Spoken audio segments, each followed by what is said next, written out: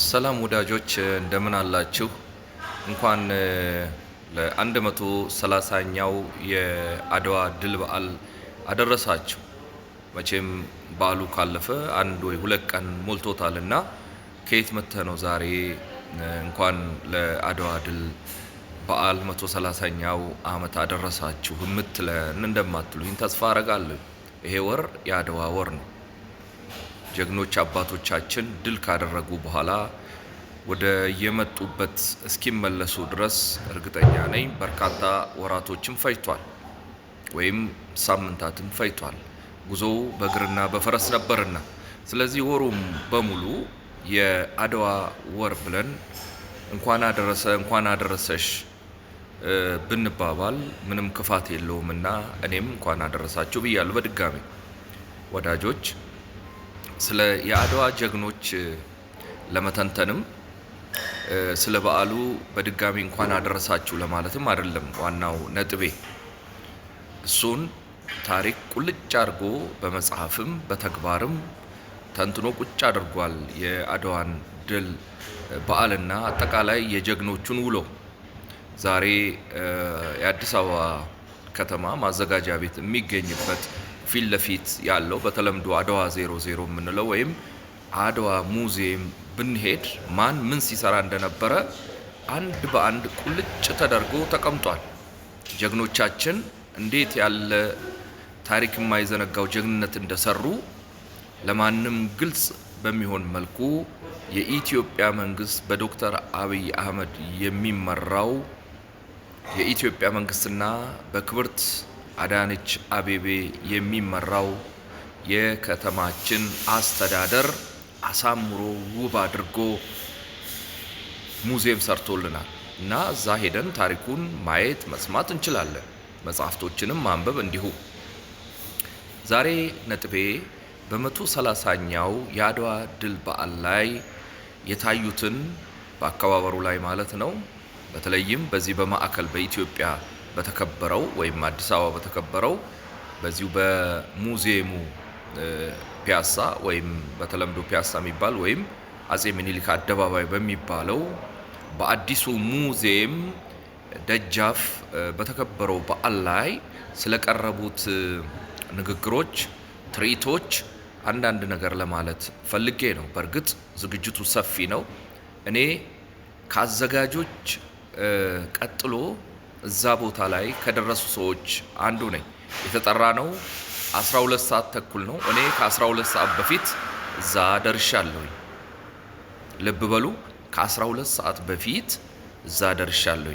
ይሄ ዝግጅቱ የሚካሄድበት ቦታ ማለት ነው። ምክንያቱም ከተጠሩት የክብር እንግዶች አንዱ ስለነበርኩ የመከላከያ የክብር አባልም በመሆኔ ከመከላከያ ጀነራሎችና ከፍተኛ የመንግስት አመራሮች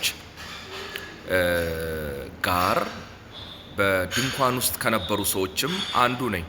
በተለይም ክብርት ከንቲባዋ ፊልድ ማርሻል ብርሃኑ ጁላ፣ የቀድሞ ፕሬዝዳንቶች ጠቅላይ ሚኒስትር ኃይለማርያም ደሳለኝ ከተቀመጡበት ሁለተኛው ረድፍ ላይ ወይም እዛው ከነሱ በ10 እና በ5 ሜትር በማይርቅ ቦታ ላይ ቁጭ ካሉት እንግዶች መካከል አንዱ ነኝ እና ሁሉንም ነገር በአትኩሮት ለመከታተል ይሄ አጋጣሚ ደግሞ አመቺ አድርጎልኛል። እናም እዛ ላይ ከተካሄዱ ዝግጅቶች መካከል አንዱን ብቻ ትንሽ ልበልበት ብዬ ነው። እሱም የፊልድ ማርሻል ብርሃኑ ጁላ ንግግር ነው። እውነት እውነት እላችኋለሁ አጋነንክ በጣም ከፍ አድርገህ ተናገርክ እንደማትሉኝ ተስፋ አደርጋለሁ። ሰምታችሁታልም ብዬ ስለማስብ ይህ የፊልድ ማርሻል ብርሃኑ ጁላ ንግግር እውነት ለመናገር እኔ መጽሐፍ እንጂ ለአንድ ዝግጅት የሚቀርብ ጽሑፍ አድርጌ አላሰብኩትም። ፊልድ ማርሻሉ የተናገሩት ንግግር ወይም በዓሉን አስመልክቶ ያቀረቡት ጽሑፍ ወይም ንግግር እኔ መጽሐፍ የሚወጣው ፊልም ሊሰራበት የሚገባ ጽሑፍ ነው። በህይወቴ ብዙ ጽሑፎችን አንብቤያለሁ። በእንግሊዘኛ፣ በአማርኛ፣ በአፋን ኦሮሞ እንዲሁም በትግረኛ የብዙ ሰዎችንም ንግግር አዳምጫለሁ፣ የአገር መሪዎችን። ይሄኛው ግን ተለይቶብኛል። 3 ቦታ ከፍዬ አይቻለሁ። አንዱ ጀግኖችን የሚያደንቅ ክፍል አለው፣ አርበኞችን የድሮውንም ያሁኑንም የሚያመሰግን ማለት ነው።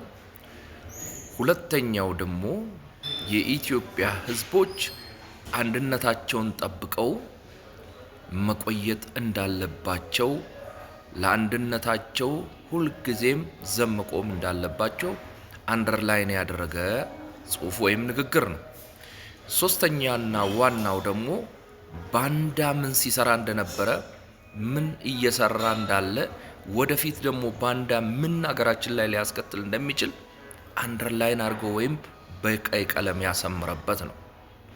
እኔ እንዲህ ያለ የተቀናበረ ደግማችሁ ስሙት ጽሑፉ እጅግ ግልጽ ቁልጭ አድርጎ አካፋን አካፋ ያለ ጀግናን ጀግና ያለ ጽሑፍ በዛች በአጭር ደቂቃ ውስጥ ሁሉን ነገር ያካተተ በእውነት እላቸዋለሁ እስከ ዛሬ በርካታ የመንግስት የሥራ ኃላፊዎች በሚናገሩት ውስጥ ሰምቼ አይቼ አላቅም። አሁንም አጋነንክ እንደማትሉኝ ተስፋ አረጋለሁ።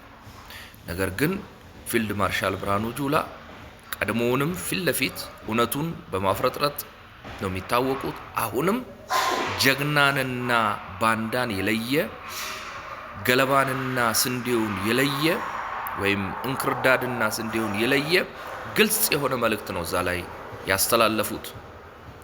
ለብዙ ኢትዮጵያኖችም በሚዲያም ለተከታተሉ እዛም ለነበሩ ስንቅ የቋጠረ ታላቅ በአጭር ደቂቃ ውስጥ የተካሄደ ንግግርና ጽሑፍ ነው።